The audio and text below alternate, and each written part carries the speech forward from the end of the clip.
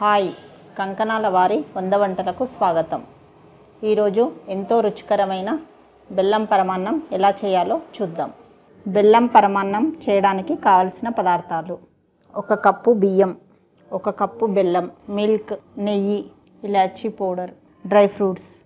ఈ కప్పుతోటి రైస్ తీసుకున్నాను కాబట్టి ఈ కప్పుతోటి 6 కప్పుల మిల్క్ తీసుకోవాలి.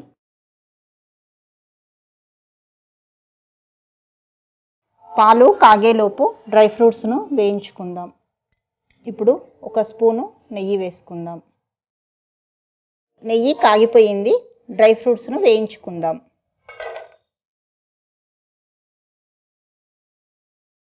డ్రై ఫ్రూట్స్ వేగిపోయాయి, ఇప్పుడు వీటిని పక్కన ఉంచుకుందాం. ఇప్పుడు 2 గ్లాసుల నీళ్లు కూడా పోసుకుందాం. పాలు ఒక పొంగు వచ్చే వరకు కాగనిచ్చుకుందాం. 1 గంట ముందు బియ్యాన్ని నానబెట్టుకున్నాను. ఇప్పుడు పాలు కాగిపోయాయి.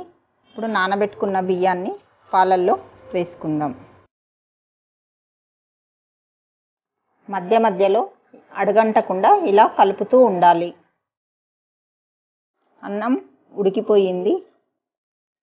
ఇప్పుడు 1 కప్పు రైస్ తీసుకున్నాను కాబట్టి దానికి సరిపడా బెల్లం వేసుకుంటున్నాను.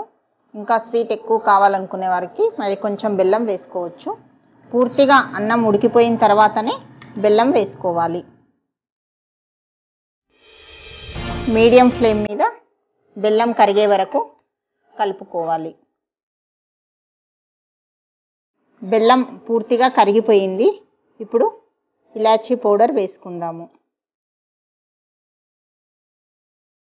ఇప్పుడు వేయించిన డ్రై ఫ్రూట్స్ను వేసుకుందాం.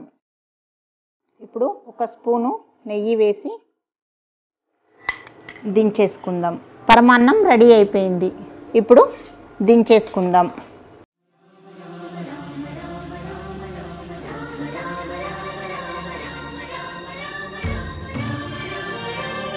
ఈ వీడియో మీకు నచ్చినట్టయితే లైక్, షేర్, సబ్స్క్రైబ్ చేయండి.